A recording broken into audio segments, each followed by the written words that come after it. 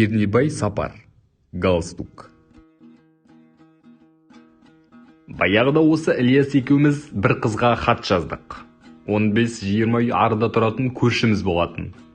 Сурет дәптердің парағына қызыл сиямен сағынышты сәлем хат деп бастадық та әрі қарай еркін көсілдік. Несін айтасың? Жазбағанымыз қалмады-ау деймін. Түске дейін мектепте кешке қозы қайырып бұзау айдап жүрген күнде көретін қызымыз еді. Соған аман-есен денсаулықтың арқасында ойнап күліп жүрсің бе дегеніміз сәл дұрыс болмады. Қайтеміз енді, парақты толтыру керек болды да бізге. Ақыр соңында ойнап күліп, үнемі қол ұстасып, ғашықтар сияқты дос болып жүрейікпен бітірдік.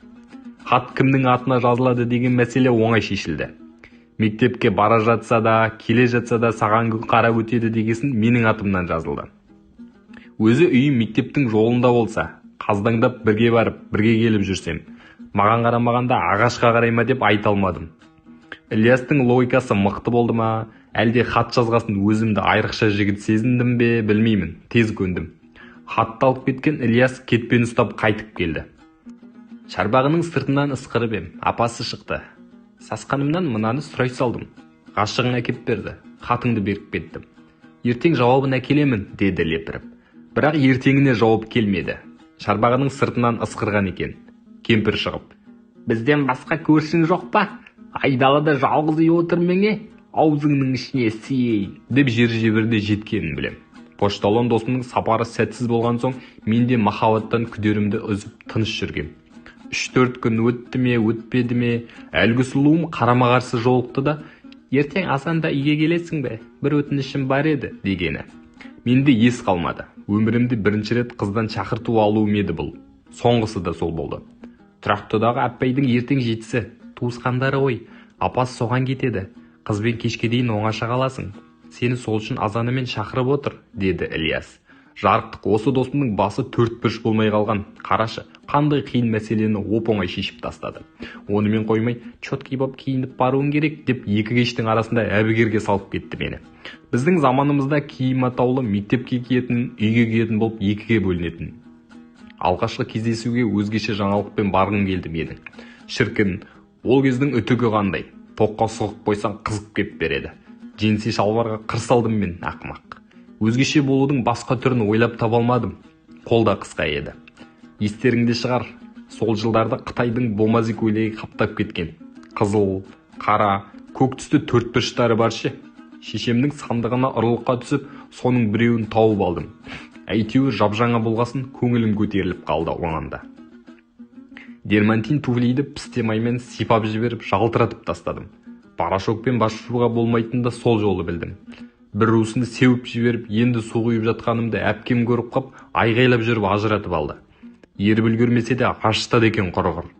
Жалпы алғанда кездесуге дайын едім. Сонда да бірдеңе жетпейтіндей болды да тұрды. Шифонердің бұрышында аштан өлген жылан құсап галстук жататын. Соны тағып барғым келді. Өзі де әкем үйленген жылы тағылған болу керек. Көне тоздау еді.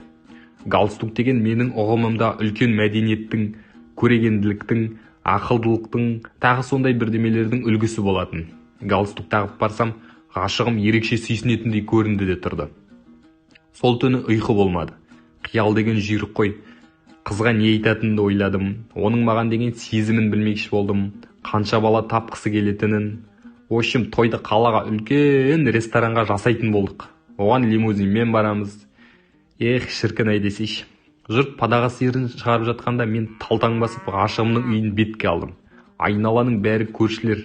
Мені көреді де анау мырс-мырс, мынау да мырс-мырс. Еркін марқұм галстугымды дұрыстап байлап берді. Мен мақау тастүйін қып байлап алғам ғой оны. Әкім боп кеткенсің бе, деді Айжан жеңгей.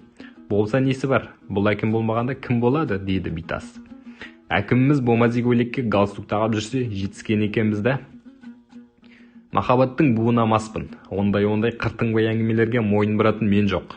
Пістемайдың бір жаман жері қайдағы бір қоқым-соқымды жабыстырып, ылықтырып жібереді екен.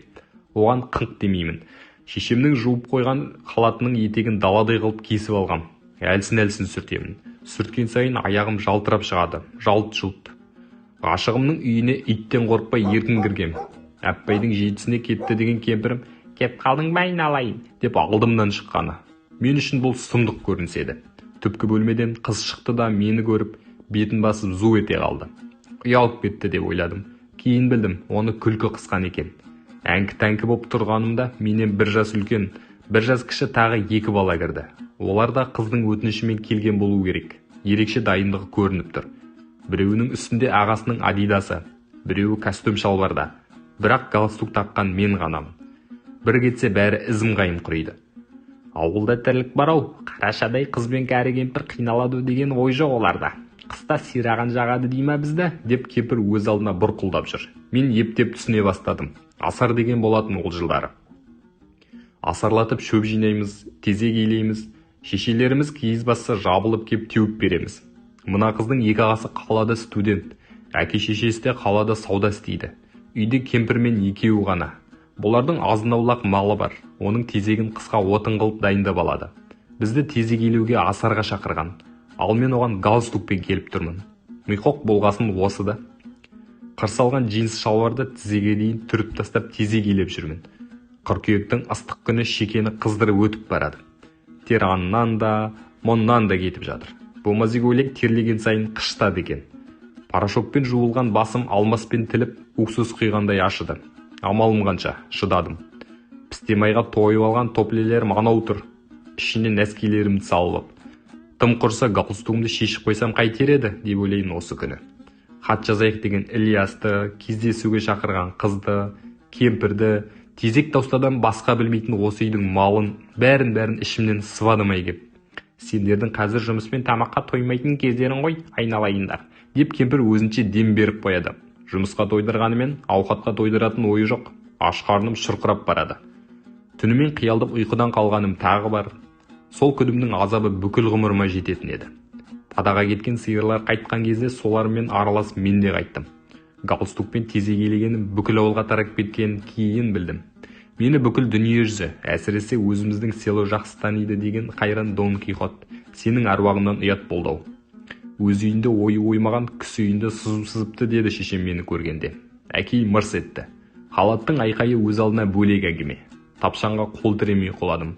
Сол жатқаннан ертегінде бірақ тұрыппын. Тұрғанда да бүкіл махаббаттан, қыз атаулыдан баз кешіп ояндым. Денем дел сал еді. Сүйіспеншілік хатымның алды да, арты да сол болды. Содан бері галстук таққан емеспін. Қызбен де сөйлеспейтін болдым. Әйелім сенбей күйдіреді осыған. Қазір ойлаймын, мен ғой ақымақ болған соң галстук тақтым. Бірақ сол ақымақ қалпымен ақ көршіме қол ұшын создым емес пе? Ал қаншама депутаттар, министр, әкімдер санаулы түрде қымбат галстук тағады. Бірақ солардың көпшілігінің халыққа не көмегі тиіп жатыр? Тым құрыса көршіңе пайдаң тимесе, қымбат қарғы бауыңнан не пайда? Кейде аздап ақымақ болғанда дұрыс-ау деп ойлап қоямын. Көнетоз галстугым салаңдап тезек илеп жүргенім есіме түссе әліге дейін ит жыным ұстайды. Құрып кетсінші. Қызы да, галстугі де.